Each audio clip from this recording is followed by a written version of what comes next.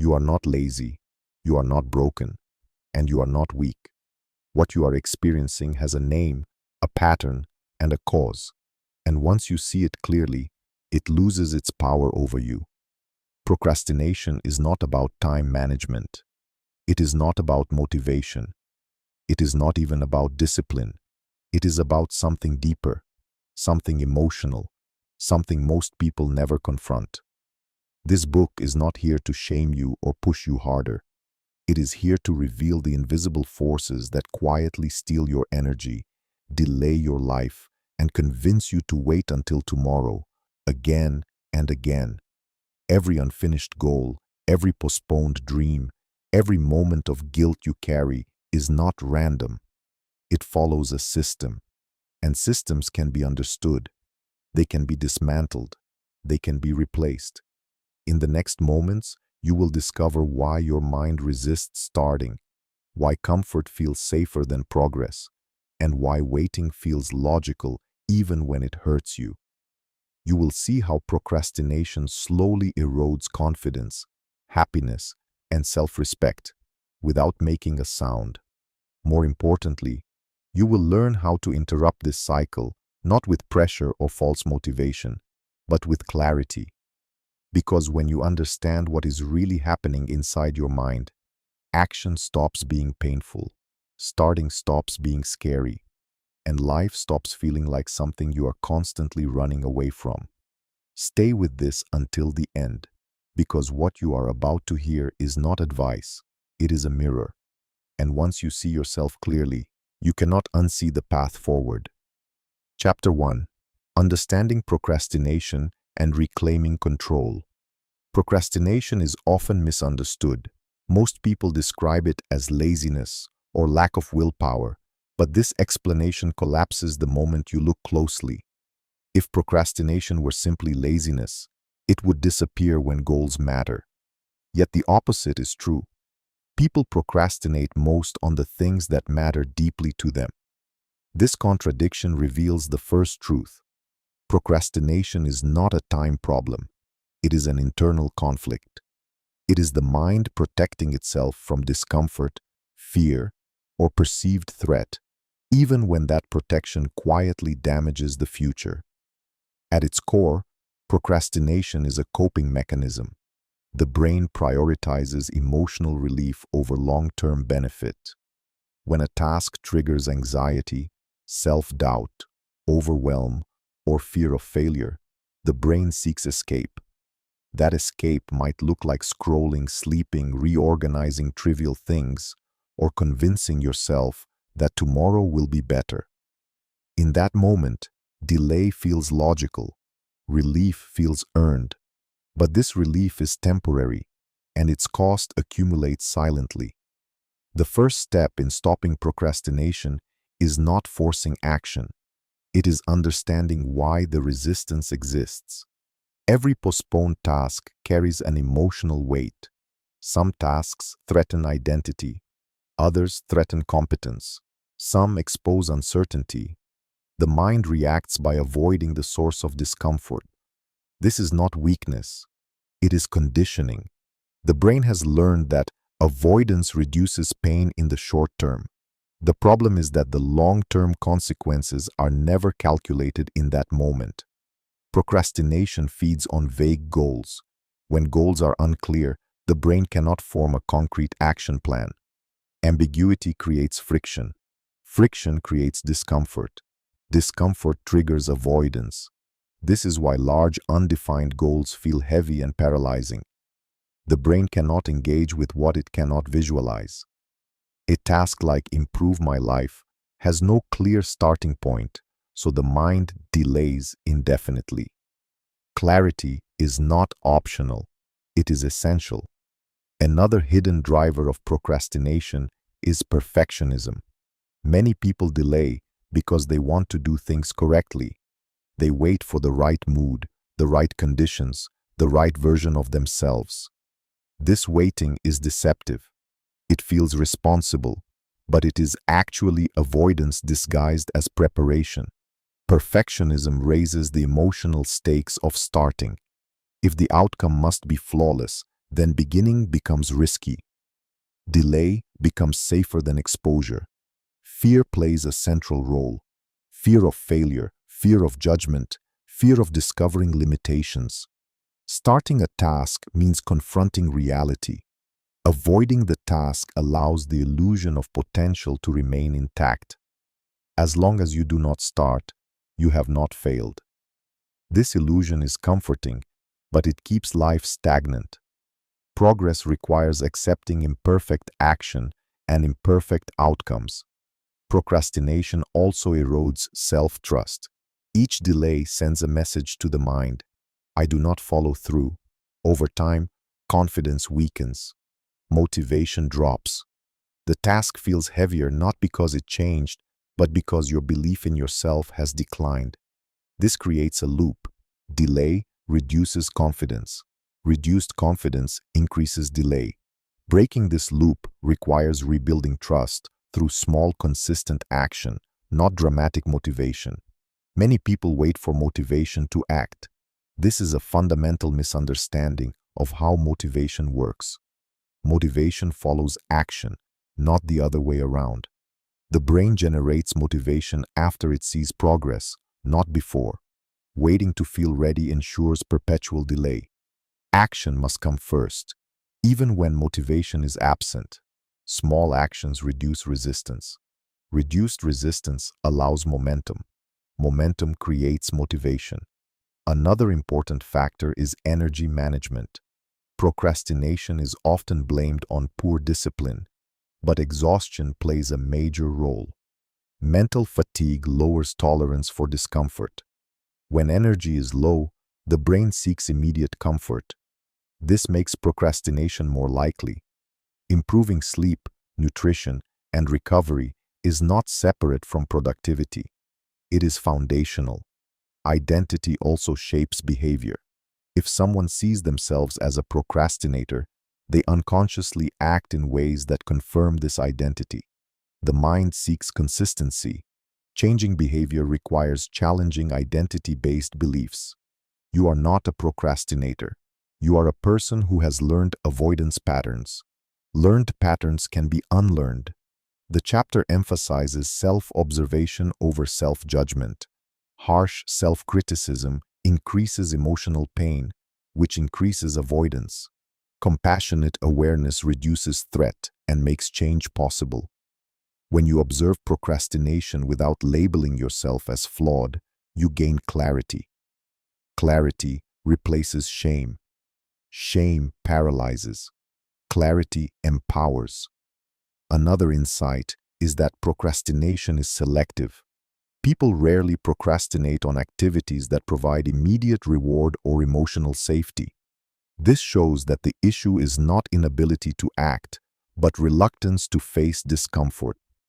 Recognizing this removes the myth of incapability. You already know how to act. The question is how to act despite discomfort. Breaking procrastination begins with reducing the emotional cost of starting. This can be done by shrinking tasks, defining the first physical action, and lowering expectations. The goal is not to complete everything, but to begin. Starting rewires the brain. It signals safety. It proves that action is survivable. Environment matters. Distractions are not neutral. They are invitations to avoid discomfort. Structuring the environment to reduce friction for good habits and increase friction for avoidance behaviors changes outcomes without relying on willpower. Willpower is limited. Systems are reliable. The chapter concludes with a critical reframe. Procrastination is not the enemy. It is a signal. It indicates fear, overload, or misalignment. Listening to that signal without obeying it is the skill. When you understand why you delay, you regain choice. And choice is where freedom begins. Stopping procrastination is not about becoming someone else. It is about removing the internal barriers that keep the real you inactive. Progress does not require force. It requires understanding, structure, and courage to begin imperfectly. This chapter lays the foundation. What follows builds the tools.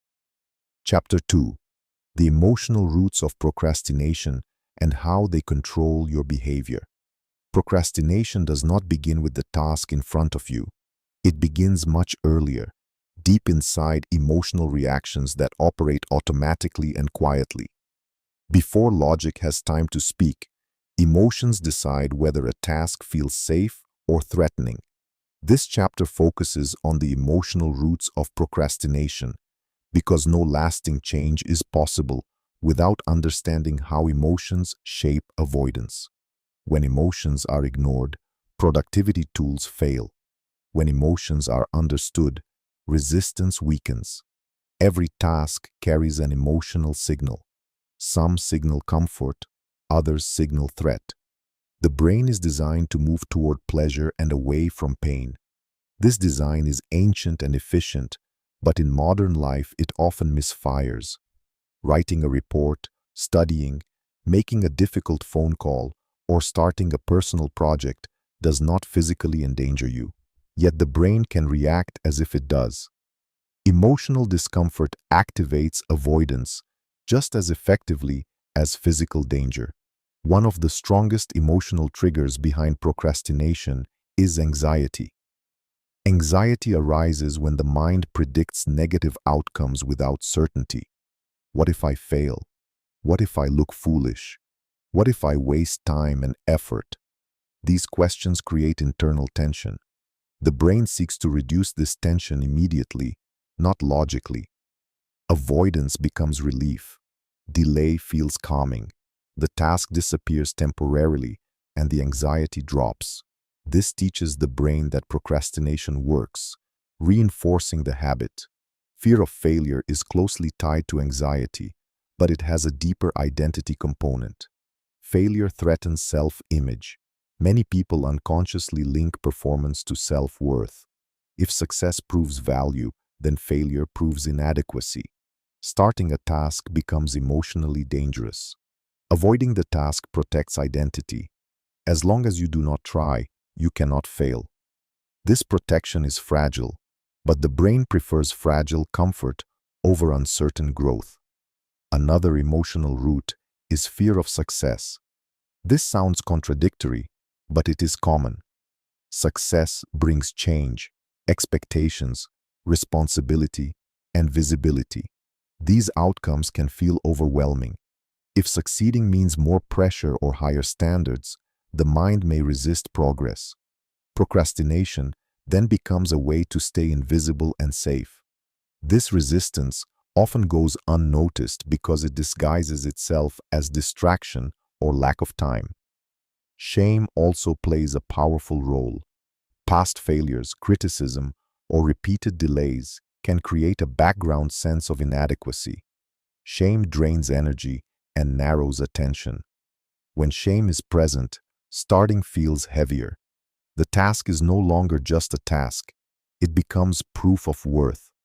Avoidance temporarily protects against this painful exposure. Unfortunately, each delay increases shame, creating a self-reinforcing cycle. Boredom is another underestimated emotional trigger. Tasks that feel meaningless or disconnected from values create low emotional reward. The brain struggles to engage without stimulation. Modern distractions offer instant novelty, making boring tasks even harder to face. Procrastination in this case is not rebellion. It is the brain seeking engagement.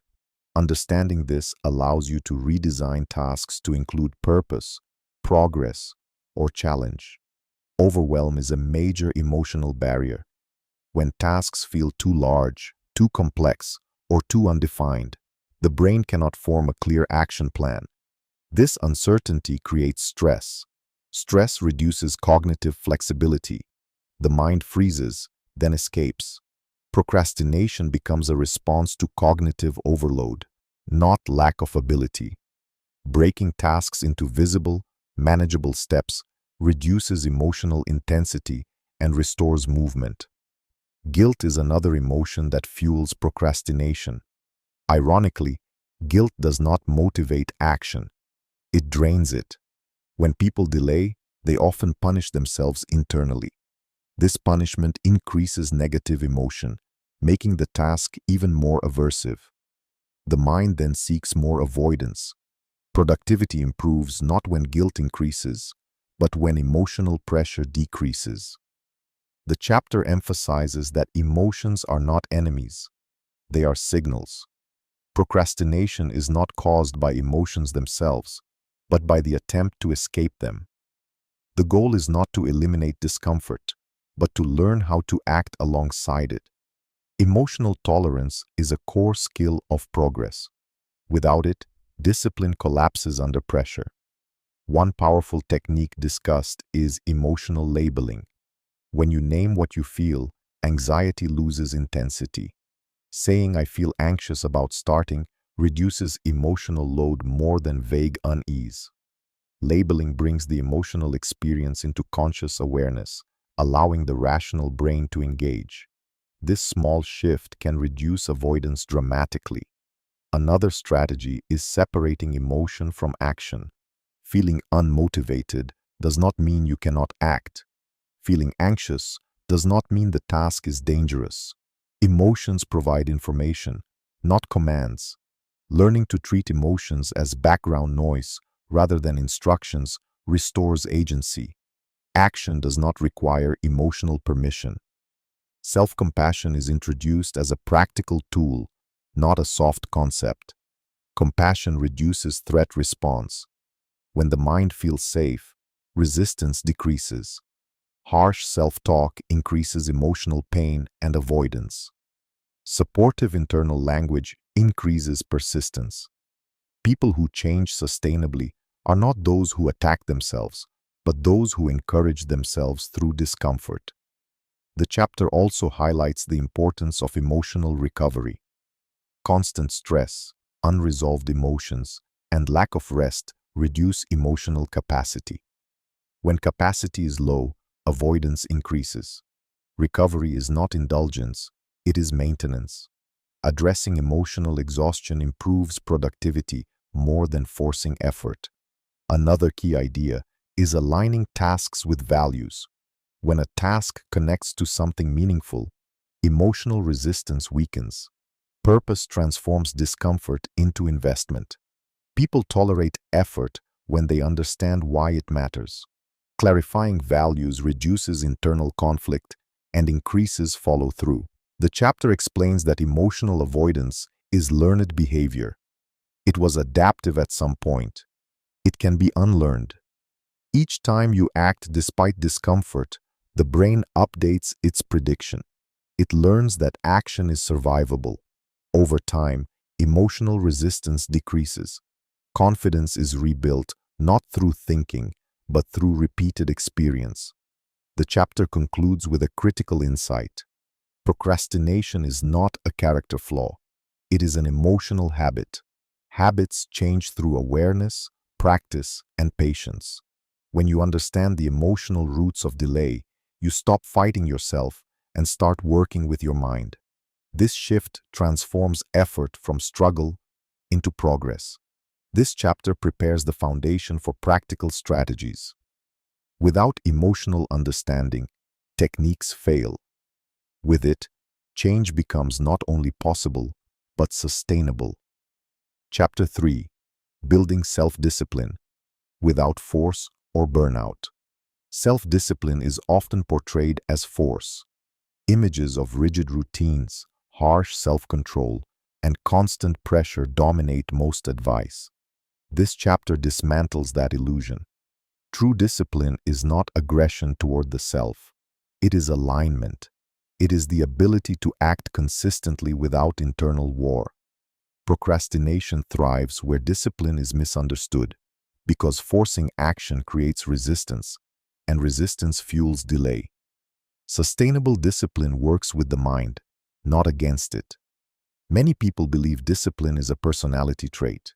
You either have it or you do not. This belief is false and harmful. Discipline is a skill shaped by environment, habits, emotional regulation, and clarity. When people fail to act, they conclude they lack discipline, when in reality they lack structure. Structure removes decision fatigue. Without structure, every action requires negotiation. Negotiation exhausts the mind. Exhaustion leads to avoidance. Discipline begins with reducing friction. When tasks feel heavy, it is often because the starting point is unclear or demanding. The brain resists high entry costs. If the first step feels intimidating, the task will be delayed. Lowering the entry cost is not cheating. It is intelligent design. A task that begins with 5 minutes of effort is more likely to be started than one that demands an hour of focus.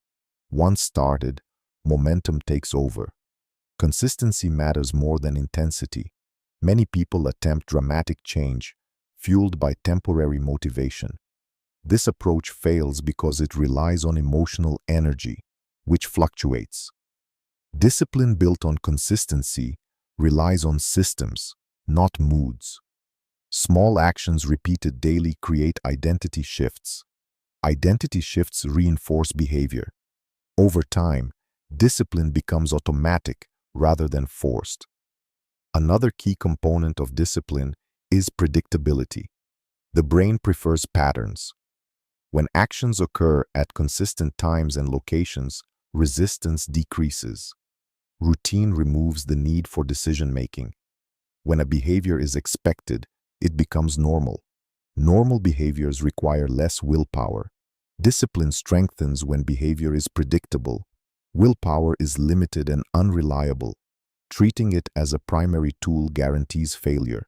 Instead, discipline relies on environment design. When distractions are easily accessible, avoidance increases. When tools for progress are visible and ready, action increases. Changing the environment changes behavior without effort. This is not weakness. It is strategic intelligence. Internal dialogue plays a critical role. Harsh self-commands trigger emotional pushback. The mind resists being controlled. Gentle but firm self-direction reduces resistance. The language used internally determines emotional response. Discipline improves when self-talk is clear, supportive, and focused on action rather than judgment. Energy management is essential. Discipline collapses when energy is depleted. Sleep deprivation, poor nutrition, and chronic stress reduce tolerance for effort. When energy is low, the brain seeks comfort. Comfort often means avoidance. Supporting physical and mental energy is part of discipline, not separate from it. Another overlooked element is recovery. Constant effort without rest creates burnout. Burnout increases procrastination dramatically. Discipline requires cycles of effort and recovery. Recovery is not laziness, it is restoration. Without it, discipline degrades into resentment and resistance. The chapter emphasizes the importance of defining non-negotiables. Not everything requires discipline. Only key behaviors should be protected. When too many goals compete, focus dissolves. Discipline strengthens when priorities are clear and limited. Protecting 1 or 2 essential actions daily is more effective than attempting to control everything. Progress tracking reinforces discipline. Visible progress provides feedback. Feedback creates motivation. Motivation sustains effort. When progress is invisible, discipline weakens. Simple tracking methods increase consistency by making effort tangible. Another insight is separating identity from performance. Discipline fails when people tie self-worth to results. This creates pressure and fear. Fear increases avoidance. Discipline thrives when action is valued over outcome. Showing up matters more than success. This mindset reduces emotional risk and encourages persistence. The chapter explains that discipline is built through trust. Each completed action strengthens self-trust. Each broken promise weakens it. Starting small allows trust to rebuild safely. Over time, this trust becomes confidence. Confidence reduces resistance.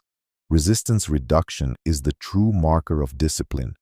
Emotional discomfort will always exist. Discipline is not the absence of discomfort. Chapter 4. Designing habits that defeat procrastination permanently. Procrastination is not defeated by sudden motivation or temporary discipline. It is defeated by habits. Habits shape behavior far more powerfully than intention. This chapter focuses on how habits are formed, why procrastination itself is a habit, and how to deliberately design new habits that make action automatic and resistance unnecessary. When habits are aligned correctly, progress no longer depends on mood, energy spikes, or external pressure. A habit is a repeated behavior triggered by a cue and followed by a reward. The brain loves habits because they conserve energy. Once a behavior becomes habitual, it requires less conscious effort. Procrastination works the same way. A trigger appears, discomfort arises, avoidance follows, relief is felt. Over time, this loop becomes automatic. Breaking procrastination requires interrupting this loop and replacing it with a new one. The first step is identifying the triggers that activate procrastination. Triggers can be emotional, environmental, or cognitive. Emotional triggers include anxiety, boredom, or overwhelm. Environmental triggers include phone notifications, cluttered workspaces, or noise. Cognitive triggers include thoughts like, "I have time later," or "I am not ready yet." Awareness of triggers turns unconscious behavior into conscious choice. Once triggers are identified, the next step is designing alternative responses. The goal is not to eliminate discomfort, but to respond to it differently. Instead of escaping the task, the new habit introduces a small action that moves forward. This action must be simple, specific, and achievable. Complexity kills habits. Simplicity sustains them. The chapter emphasizes the power of micro-habits.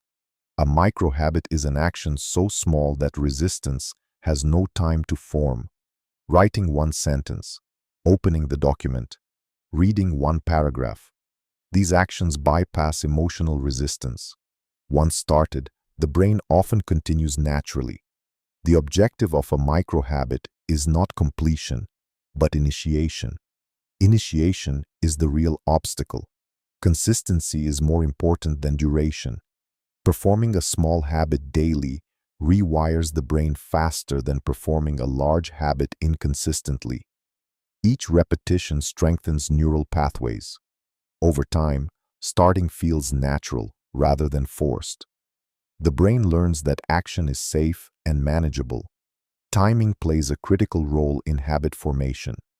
Habits attach more easily to existing routines. This is called habit stacking. Attaching a new action to an existing habit increases reliability. For example, starting a task immediately after breakfast or after turning on the computer. The existing habit becomes the cue.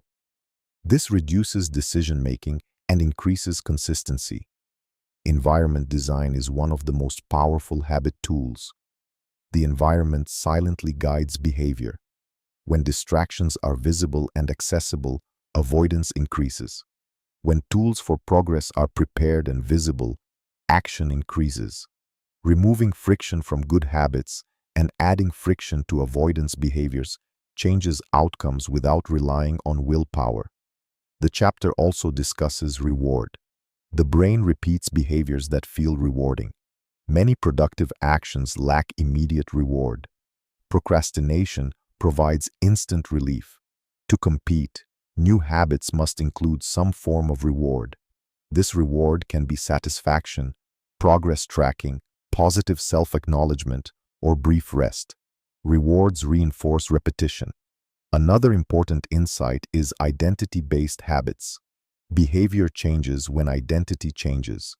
Instead of focusing on outcomes, focus on becoming someone who shows up consistently. Each completed habit is evidence supporting a new identity. Identity shifts reinforce behavior. Over time, action becomes self-reinforcing rather than effortful. The chapter warns against all or nothing thinking. Missing a habit once does not destroy progress. The danger is missing twice. Consistency is protected by returning immediately, not by perfection. Self-forgiveness accelerates habit formation. Self-punishment delays it. Emotional resistance will still appear. Habits do not remove discomfort entirely. They reduce its power. When behavior is automatic, emotions lose veto authority. You act because it is what you do, not because you feel ready. This is the essence of habit-based productivity. The chapter also addresses habit overload. Trying to change everything at once leads to collapse. The brain resists excessive change. Focus on one habit at a time. Stabilize it before adding another. Progress accelerates through patience, not pressure. Tracking habits strengthens awareness and commitment. Simple tracking increases follow-through by making behavior visible. Visibility creates accountability. Accountability reinforces consistency. Tracking does not judge, it informs. Another powerful technique discussed is implementation intention. This is a clear if-then plan. If I feel resistance, then I will start with 5 minutes. If I feel distracted, then I will remove my phone. Pre-deciding responses reduces hesitation. The brain prefers certainty. The chapter also explains why habits fail. They fail when expectations are too high, when cues are unclear, when rewards are absent, or when identity remains unchanged. Adjusting these elements restores momentum. Habit design is iterative, not rigid. Rest and recovery are integrated into habit systems. Sustainable habits include breaks. Without recovery, habits become burdens. Burdens create resistance. Balanced systems preserve energy and motivation. The chapter concludes by reframing habits as freedom, not restriction. Habits remove the need for constant decision-making. They free mental energy for creativity and growth. When habits replace procrastination, life feels lighter, not heavier. Procrastination feels powerful because it is habitual. Habits feel permanent because they are repeated. But repetition can be redirected. When habits are designed intentionally, action becomes normal, delay becomes unnatural, and progress becomes the default state. This chapter provides the blueprint. The next chapters build on it, transforming habits into systems that restore focus, energy, and long-term satisfaction. Chapter 5: Procrastination is not laziness. It is a psychological signal. Procrastination is one of the most misunderstood human behaviors. Society labels it as laziness, weakness, or lack of discipline. This judgment is not only inaccurate, but harmful. When you believe procrastination means you are flawed, you fight yourself instead of understanding yourself. And when you fight yourself, you lose twice. The truth is uncomfortable, but liberating. Procrastination is not a character defect. It is a psychological signal. It is your mind communicating something it cannot express directly. Ignoring that signal does not eliminate procrastination. It strengthens it. People rarely procrastinate because they do not care. They procrastinate because they care too much, or because caring feels dangerous. At its core, procrastination is an emotional regulation problem, not a time management problem. You are not avoiding the task. You are avoiding the feelings attached to the task. Stress, fear, self-doubt, pressure, boredom, resentment, or even the fear of success itself. The task becomes a trigger, and your brain reacts by seeking relief through delay. Your mind is not trying to sabotage you, it is trying to protect you poorly. When the brain perceives a task as a threat, it activates avoidance. This threat is rarely physical. It is psychological. Fear of failure, fear of judgment, fear of discovering your limits, or fear of confirming negative beliefs about yourself. Procrastination becomes a temporary escape from discomfort. The relief feels real, but it is short-lived. Guilt replaces relief. Anxiety grows stronger. The task becomes heavier, not because it changed, but because your emotional resistance increased. This is how procrastination feeds itself. One of the most dangerous myths is the belief that motivation comes before action. In reality, action creates motivation, not the other way around. Waiting to feel ready is one of the most subtle forms of procrastination. Your brain prefers certainty, comfort, and predictability. Growth offers none of these. Perfectionism is another silent driver of procrastination. When your standards are unrealistically high, starting feels risky. If the result cannot match the ideal in your head, your mind chooses delay over imperfection. This creates a paradox. You delay to protect your self-image, but the delay slowly destroys it. Another overlooked cause is identity conflict. Sometimes, the task you avoid threatens who you think you are. If succeeding would force you to grow beyond your current identity, procrastination acts as a brake. Change, even positive change, creates uncertainty. The mind prefers familiar discomfort over unfamiliar success. Procrastination also thrives in environments of excessive pressure. When tasks are framed as obligations rather than choices, resistance increases. The brain resists coercion, even self-imposed coercion. Telling yourself, "I must," often triggers the same reaction as being controlled by others. Understanding procrastination requires brutal honesty. Ask yourself, what emotion am I trying not to feel?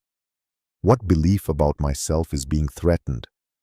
What outcome am I afraid of, even if it is success? These questions are uncomfortable because they remove excuses, but they are necessary. You cannot solve what you refuse to understand. Discipline alone cannot cure procrastination. Discipline without self-awareness becomes self-violence. Sustainable progress comes from alignment, not force. When your goals align with your values, identity, and emotional capacity, resistance decreases naturally. This does not mean waiting for perfect alignment. It means reducing psychological friction. Break tasks into pieces so small they feel harmless. Lower the emotional cost of starting. Focus on process, not outcome. Replace "I must finish" with "I will begin." The moment you begin, even imperfectly, the emotional threat weakens. Your brain realizes the danger was exaggerated. Confidence grows not from thinking, but from evidence. And evidence comes from action. Another powerful shift is redefining failure. Failure is not proof of inadequacy. It is data. The brain fears failure because it equates it with identity damage. When you consciously separate performance from worth, procrastination loses one of its strongest weapons. Procrastination also diminishes when you stop negotiating with your feelings. You do not need to feel confident to act. You need to act despite discomfort. Confidence is a byproduct, not a prerequisite. However, this does not mean ignoring emotions. It means acknowledging them without obeying them. Feelings are signals, not commands. The most productive people are not those who feel motivated all the time. They are those who learned how to move while unmotivated, uncertain, and imperfect. They stopped waiting for internal permission. When you reframe procrastination as feedback instead of failure, everything changes. Instead of asking, "What is wrong with me?"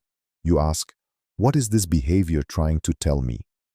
That question transforms shame into curiosity, and curiosity leads to solutions. Procrastination ends not when you become harsher with yourself, but when you become clearer. Clear about your fears, clear about your values, clear about the cost of staying the same. In the end, procrastination is not your enemy. It is a mirror. And mirrors are uncomfortable because they show the truth without filters. The moment you stop running from that reflection, delay loses its power. You do not need a new personality. You do not need endless motivation, You need understanding, honesty, and the courage to begin badly, slowly, imperfectly. Chapter 6. Self-discipline is not harshness, but intelligent self-leadership. Most people believe procrastination disappears the moment discipline enters the room. They imagine discipline as a strict voice that never allows rest, hesitation, or weakness. This idea sounds powerful, but it is deeply flawed. Discipline built on pressure does not eliminate procrastination. It simply forces it to hide, waiting for the first moment of exhaustion to return stronger than before. Real discipline is not about punishment. It is about clarity. It is the ability to guide yourself without violence against your own mind. Procrastination often grows in environments where people confuse motivation with discipline. Motivation is emotional. It rises and falls. Discipline is structural. It works even when emotions are unstable. The mistake many people make is waiting to feel ready before acting. They wait for confidence, energy, or inspiration. Discipline does not wait. It creates readiness through action. This is why disciplined people often look confident, even when they are not. They move first, and confidence follows. Self-discipline begins with honesty.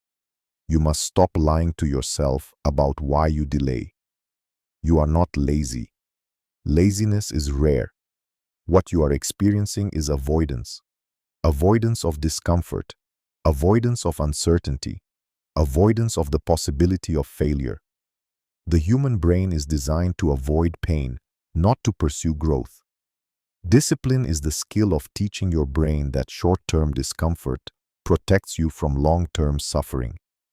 Think about how procrastination actually feels. At first, it feels like relief. You delay a task and experience a moment of comfort. But this comfort is deceptive. It quickly turns into anxiety, guilt, and self-disrespect. Discipline reverses this pattern. At first, it feels uncomfortable. You begin a task without wanting to. But shortly after, the discomfort fades and is replaced by calm, pride, and mental clarity.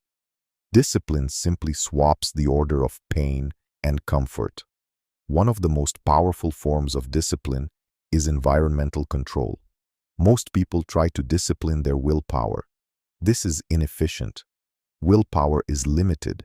Smart discipline removes unnecessary choices. If your phone distracts you, the solution is not stronger resistance. The solution is distance. If your environment constantly invites distraction, procrastination will always win. Discipline begins by designing surroundings that support focus rather than test it. Another critical misunderstanding is the belief that discipline requires perfection. This belief is dangerous. When people fail once, they assume they have failed completely. They abandon the process and return to old habits. True discipline allows failure without collapse. It understands that consistency is not the absence of mistakes, but the refusal to quit after them. A disciplined person does not ask, "I failed, why continue?" They ask, "I failed, what adjustment is needed?" Discipline also depends on identity. People act in alignment with who they believe they are.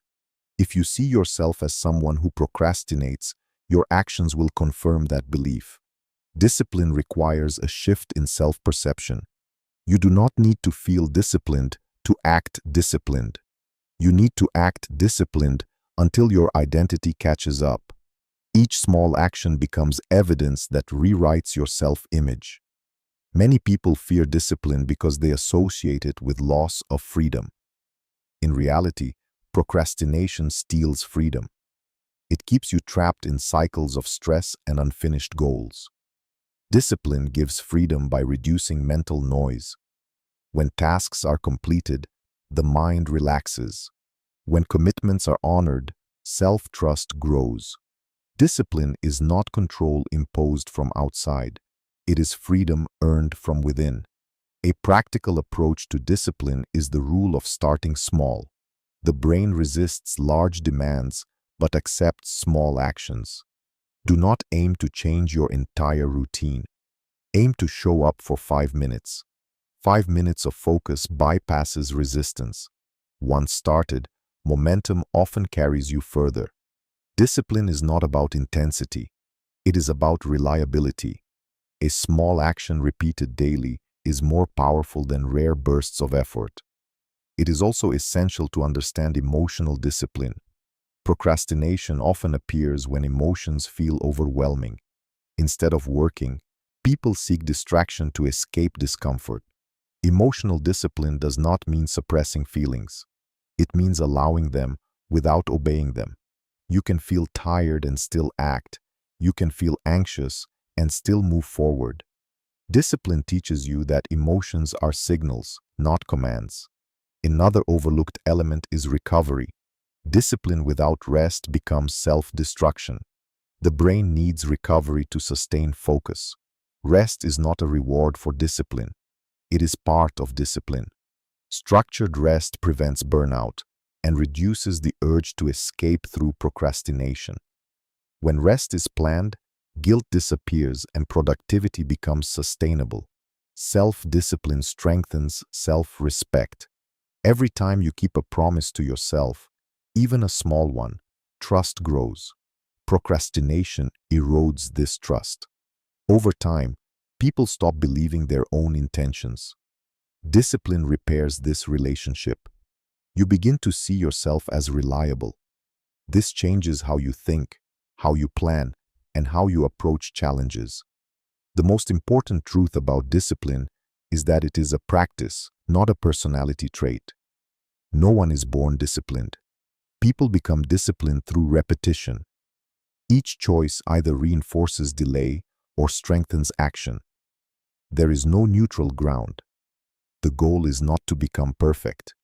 The goal is to become slightly better than yesterday. When discipline becomes intelligent rather than harsh, it stops feeling like a burden. It becomes a quiet strength, a steady presence, a system that supports you even on difficult days. Procrastination thrives in chaos and emotional confusion. Discipline creates structure, clarity, and trust. In the end, discipline is an act of self-respect. It is the decision to protect your future self from unnecessary regret. It is not about forcing productivity.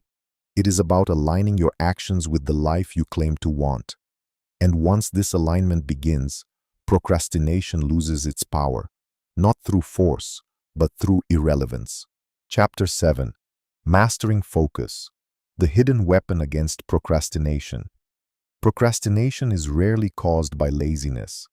Most often, it arises from scattered attention and a mind that drifts between too many possibilities. Focus, therefore, is not merely a skill, it is a superpower.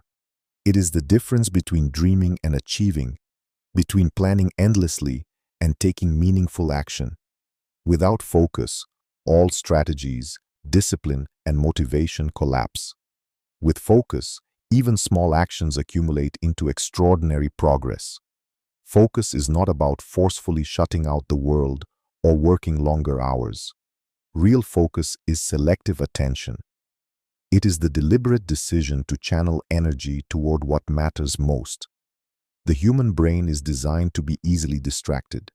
Every ping, notification, or fleeting thought competes for attention. Left unchecked, these distractions hijack your mind, replacing meaningful work with temporary comfort. Procrastination thrives in this chaos because the mind naturally seeks relief from stress, complexity, or boredom. The first step in mastering focus is awareness. You cannot control what you do not see. Observe your typical day. Notice when your attention drifts. Identify triggers that pull you away from meaningful tasks. Are you checking social media when faced with difficulty? Are you starting new projects impulsively without finishing the old ones? These are signals, not failures. They are opportunities to redesign your attention. Next comes intention. Focus requires clarity of purpose. When you understand exactly what matters and why, the brain has a compass. Without intention, Even the most disciplined person can wander aimlessly. Set specific objectives for your work sessions. Narrow your attention to one task at a time. Multitasking is the enemy of progress. The brain cannot focus fully on more than one cognitive demand at a time. Attempting to do so creates stress, shallow results, and the illusion of productivity. Time management alone cannot create focus. The quantity of hours is irrelevant without quality attention. Many people plan meticulously, block hours on calendars, and still fail to act because their mind is scattered. The quality of attention, the depth and consistency with which you engage, is the true metric of progress. Attention is the currency of achievement, and every distraction is a subtle tax that erodes wealth. Creating a focus-friendly environment is critical. The brain responds to external cues.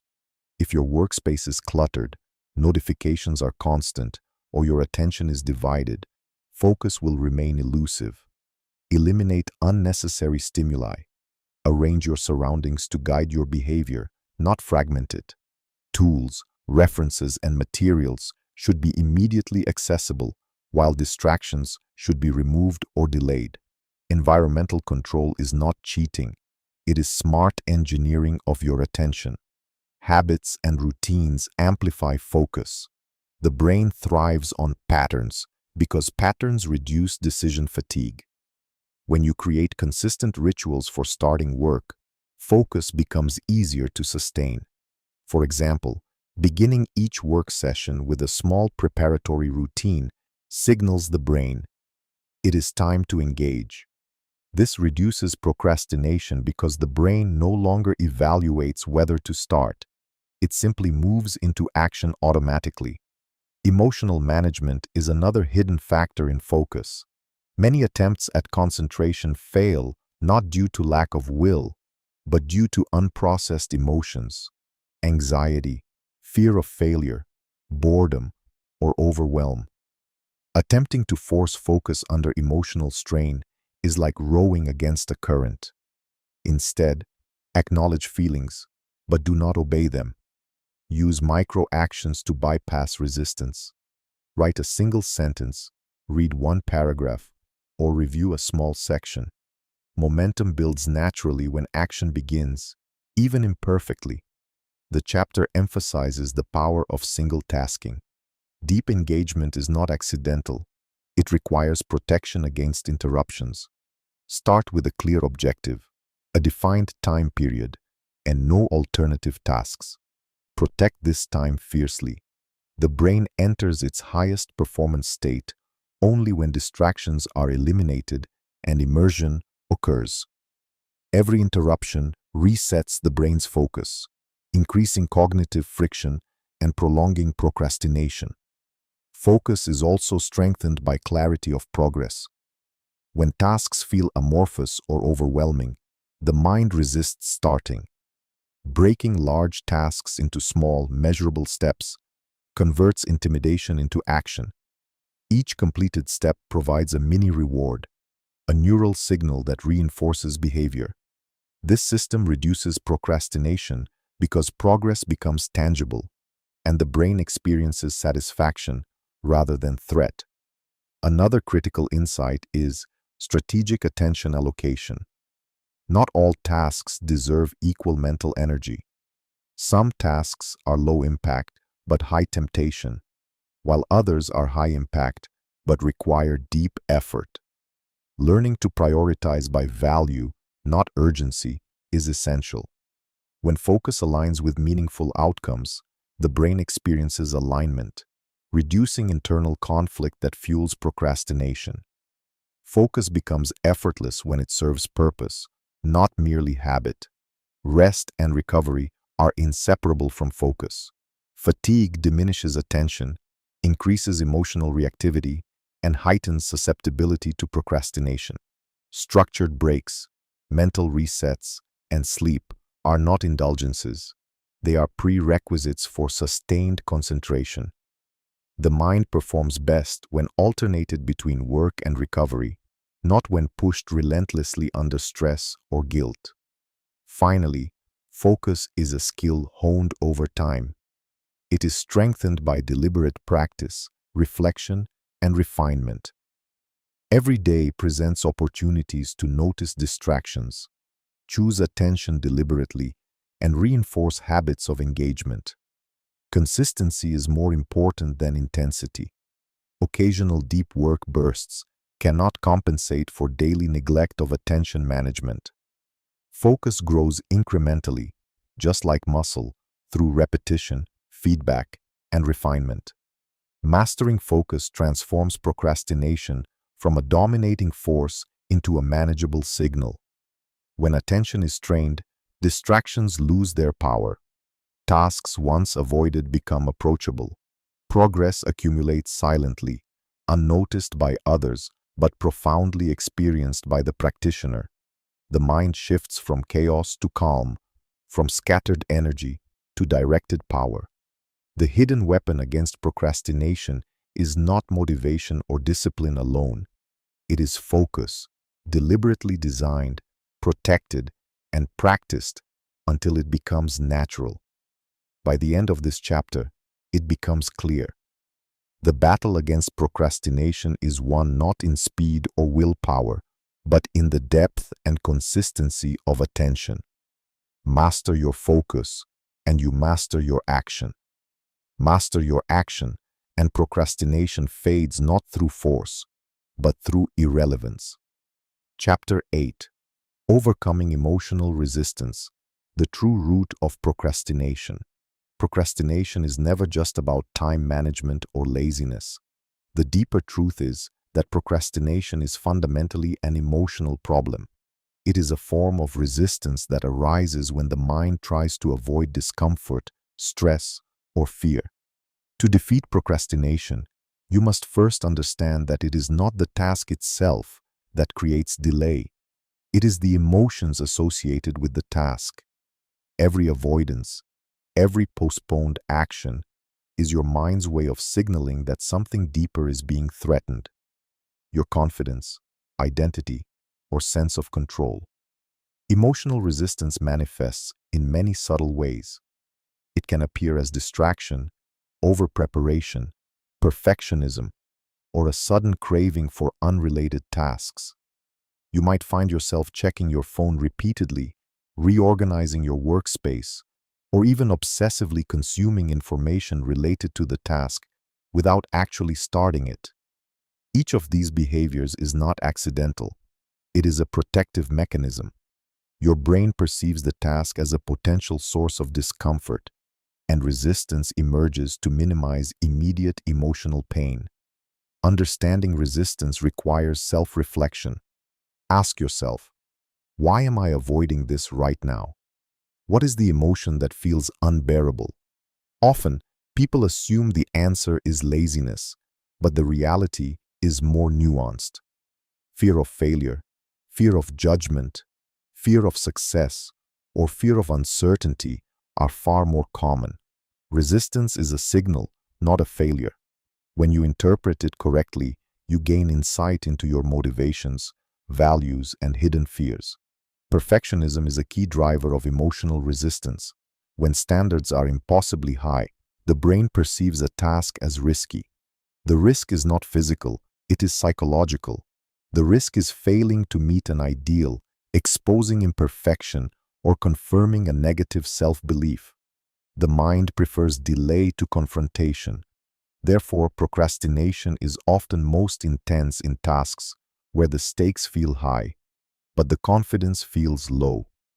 Recognizing perfectionism as a form of resistance allows you to adjust your approach, reduce expectations, and act despite discomfort. Emotional resistance is reinforced by a negative feedback loop. The more you avoid, the stronger the avoidance becomes.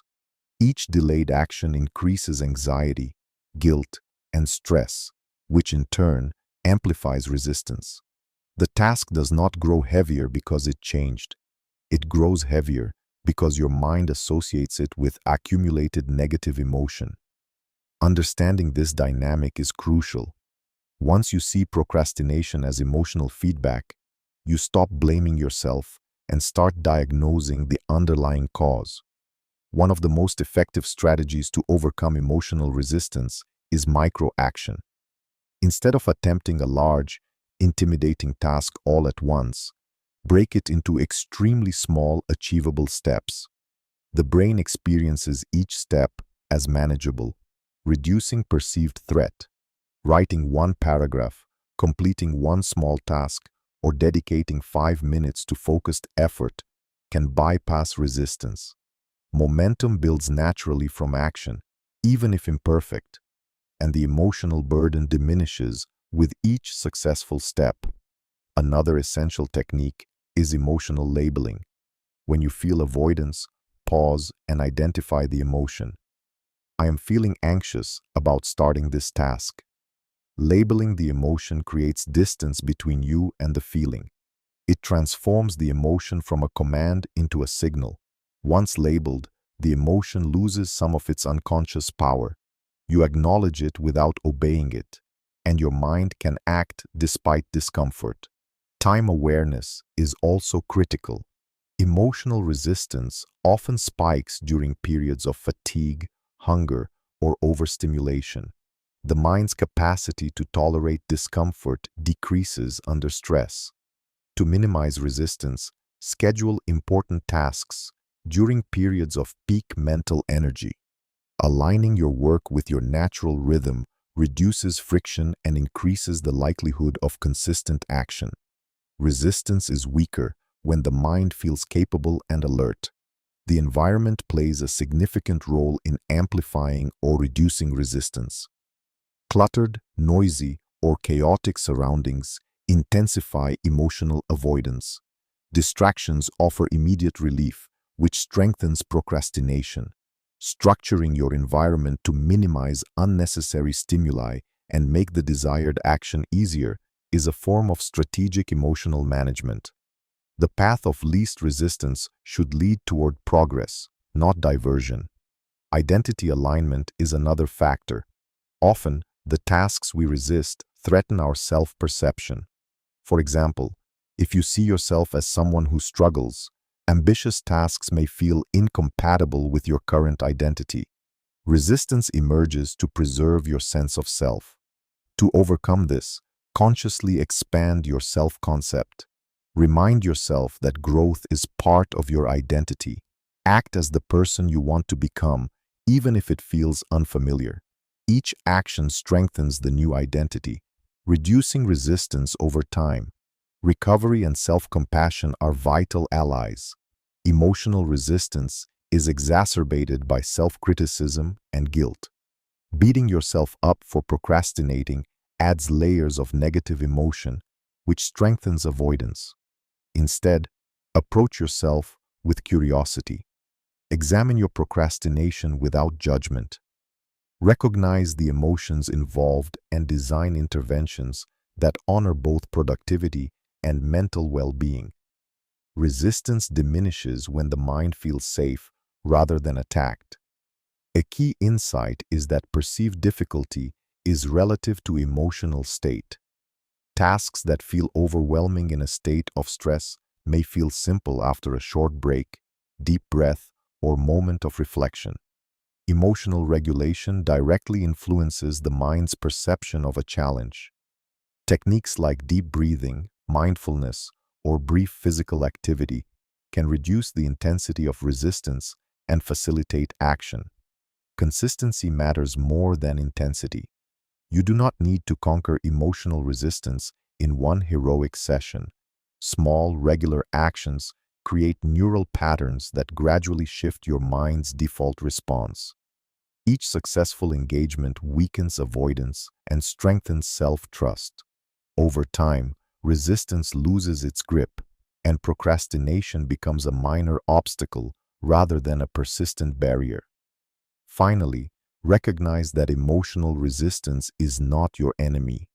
It is a signal, a guide pointing toward vulnerabilities, fears, and areas for growth.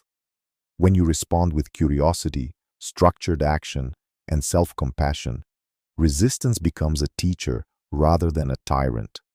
Procrastination fades not because it is fought with brute force, but because it loses meaning when emotional needs are understood and addressed. Mastering procrastination requires mastery of emotion. Focus, structure, and discipline are tools, but emotional insight is the foundation. The mind acts to protect itself, and only by understanding its protective motives can you act effectively. Begin small, observe feelings, act despite discomfort, and cultivate patience.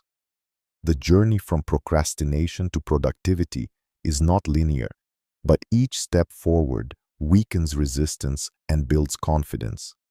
By the end of this chapter, it becomes clear that procrastination is not a simple habit to break, nor a flaw to correct. It is an emotional pattern to understand and manage. When you embrace this truth, the mind stops fighting you, and meaningful progress becomes not only possible, but inevitable. Chapter 9. Building Momentum, the invisible force that defeats procrastination. Procrastination is rarely defeated through sheer willpower alone. In reality, human behavior responds far more effectively to momentum than to motivation. Momentum is the invisible force that keeps action moving once it has begun, the energy that carries you past initial resistance and sustains focus long after the excitement or pressure has faded.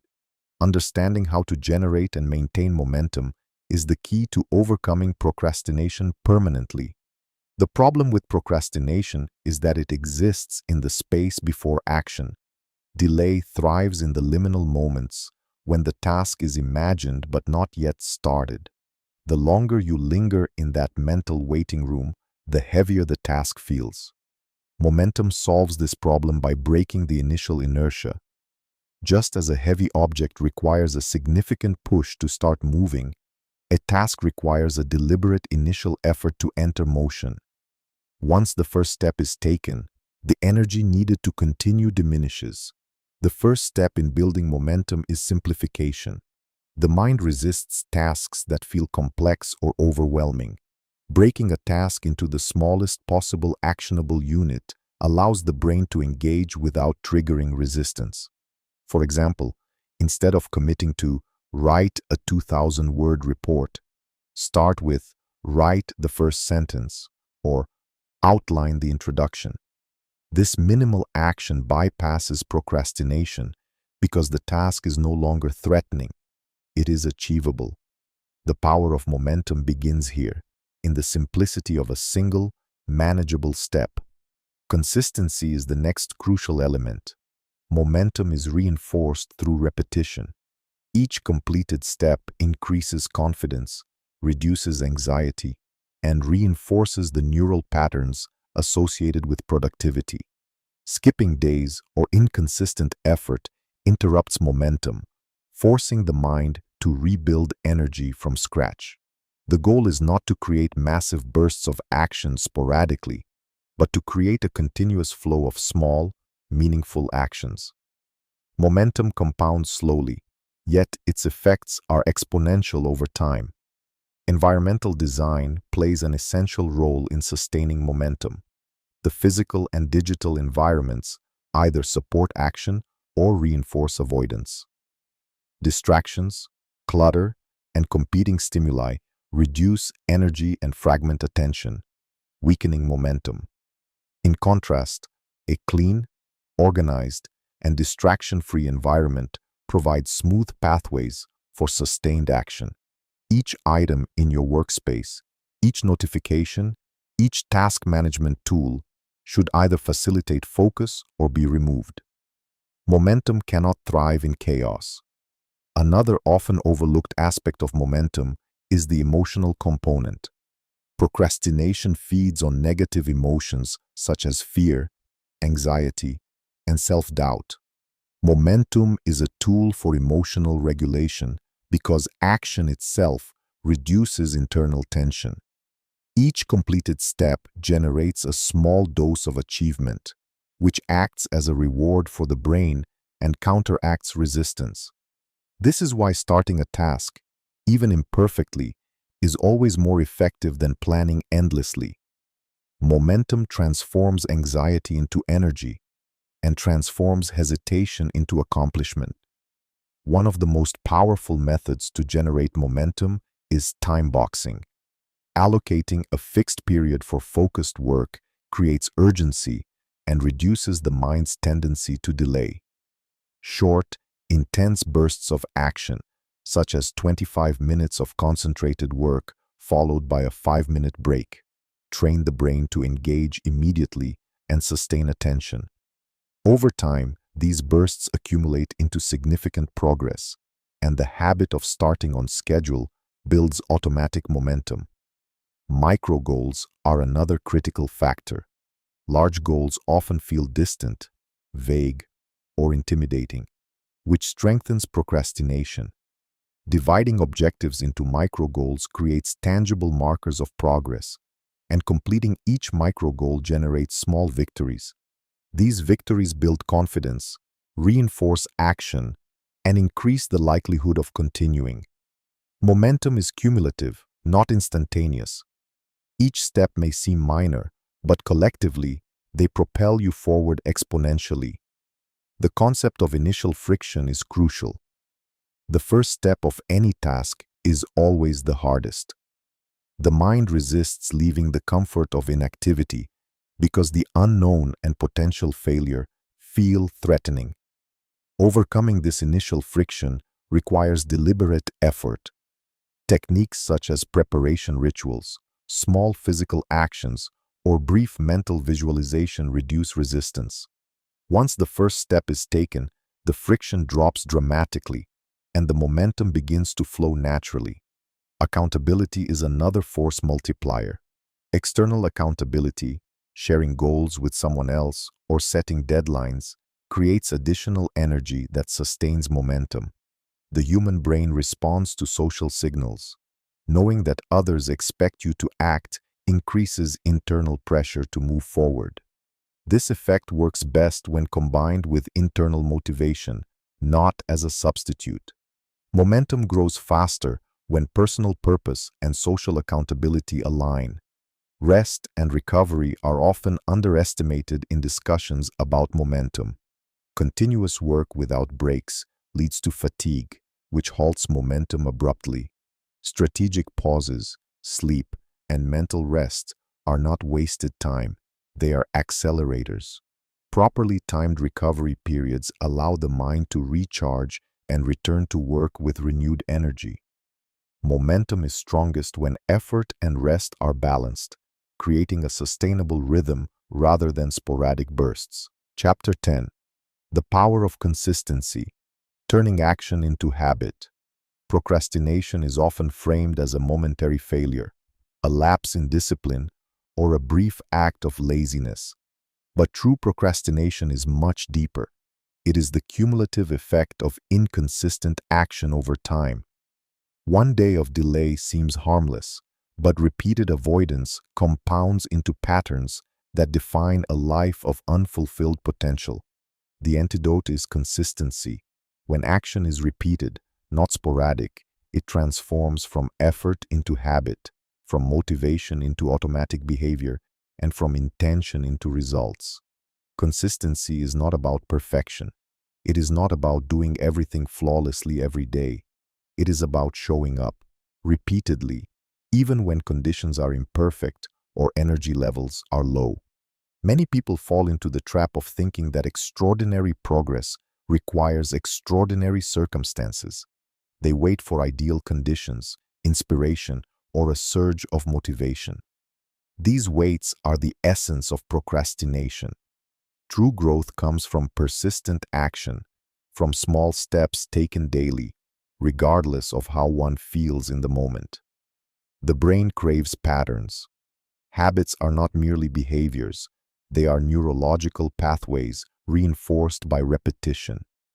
Each time an action is performed, synaptic connections strengthen.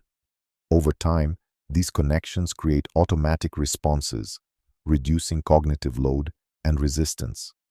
This is the hidden power of consistency. Once a habit forms, action becomes almost effortless. Procrastination loses its hold because the brain no longer debates whether to act, it simply moves forward. One of the most effective strategies to achieve consistency is structured routines. A well-designed routine automates the initiation of action. For example, setting a fixed schedule for work, study, or self-improvement activities signals the brain that these behaviors are non-negotiable. Routine reduces the decision-making burden and minimizes the mental energy required to start. By structuring your day with deliberate consistency, you remove friction that leads to procrastination. Accountability enhances consistency. Sharing goals, progress, and deadlines with others increases adherence because social expectations exert subtle pressure on the brain. Accountability does not replace self-discipline, it complements it. A public commitment transforms internal intentions into external obligations, increasing the likelihood of follow-through. Combining personal commitment with social accountability creates a powerful ecosystem for sustained action. Tracking progress is equally important. Consistency is difficult to maintain when achievements feel invisible. By documenting steps, marking completed tasks, or visually representing progress, the brain receives constant reinforcement. Each recorded success becomes a reward, encouraging further action. Momentum builds through visible evidence of accomplishment, and procrastination becomes increasingly irrelevant because the mind experiences tangible forward motion. Emotional management remains central to consistency. Resistance arises when tasks evoke negative emotions such as anxiety, boredom, or fear. When action is repeated daily, emotional barriers are gradually diminished. Small, repeated victories reduce the intensity of fear and increase confidence. Consistency transforms emotional response. Tasks that once felt overwhelming become manageable, and avoidance gradually fades. Habit, repetition, and structured engagement reshape the mind's emotional landscape. Another key element is progressive scaling. Consistency does not mean static effort. Start small, but increase intensity, duration, or complexity over time. Progressive scaling prevents burnout while maintaining forward motion. It allows the mind to adapt gradually, reinforcing action without triggering excessive resistance. Over weeks and months, even modest, consistent effort compounds into extraordinary results, demonstrating the mathematical power of repeated action. Consistency also requires flexibility. Life is unpredictable, and rigid adherence without adaptability can backfire, leading to frustration or abandonment. The goal is persistent, not perfect action. Adjusting methods, schedules, and approaches while maintaining the core behavior ensures longevity. Adaptation prevents stagnation while protecting the integrity of the habit. Flexibility transforms consistency into a sustainable strategy rather than a rigid chore. The chapter emphasizes self-forgiveness as a crucial factor in sustaining consistency. Occasional lapses are inevitable. The mind cannot perform at peak efficiency every day, and circumstances beyond control will occasionally disrupt routines. Self-criticism in these moments weakens momentum and increases procrastination. Instead, acknowledge lapses, learn from them, and return to action immediately. Self-compassion strengthens resilience, ensuring that minor interruptions do not evolve into chronic delay. Reflection and review consolidate consistency. Regularly evaluating your actions, identifying patterns of success and failure, and adjusting accordingly transforms repetition into intelligent progress. Reflection is not about judgment, it is about insight. It allows the mind to understand what strategies work, what triggers procrastination, and how to refine habits for maximum effect. Consistency without reflection risks stagnation. Combined, they produce mastery. The chapter highlights the compound effect of small daily actions. Even minimal effort, when repeated consistently, produces results that surpass sporadic bursts of intensity. Writing a page daily, making a small improvement, or performing a minor task consistently accumulates into substantial outcomes over time. Procrastination cannot compete with the invisible, compounding power of repeated action. Habitual, incremental work creates exponential growth and long-term achievement. Consistency transforms identity. When repeated actions become habitual, the mind integrates them into self-perception. You are no longer someone who intends to act. You are someone who acts. Identity reinforces behavior. The more consistently you engage in meaningful tasks, the more your sense of self aligns with productivity, discipline, and accomplishment. Procrastination loses its relevance because it conflicts with the new identity you are cultivating through repeated action. Practical strategies include setting daily non-negotiables, creating small win rituals, tracking achievements visually, and building supportive environments that minimize friction. Each strategy reinforces consistency by reducing resistance, increasing motivation, and sustaining momentum. Consistency is not magical. It is methodical, intentional, and supported by psychological principles. The mind responds predictably to structured, repeated action. The final lesson of the chapter is clear. Consistency is the bridge between intention and realization. Motivation fluctuates, emotions vary, and circumstances change. Without consistency, procrastination fills the gaps. With consistency, progress is inevitable.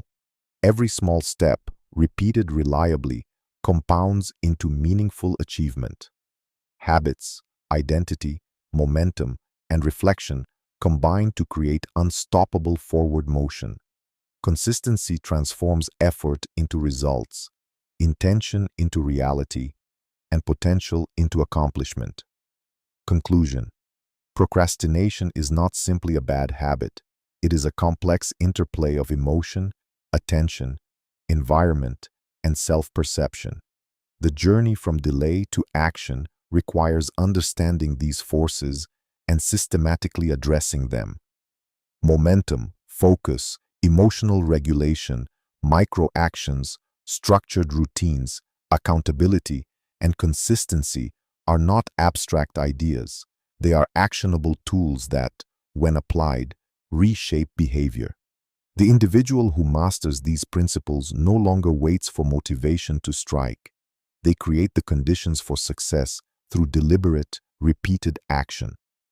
True self-mastery is built not on sporadic effort, but on sustained, intelligent, and intentional behavior. Each small victory against procrastination reinforces confidence, strengthens identity, and amplifies momentum.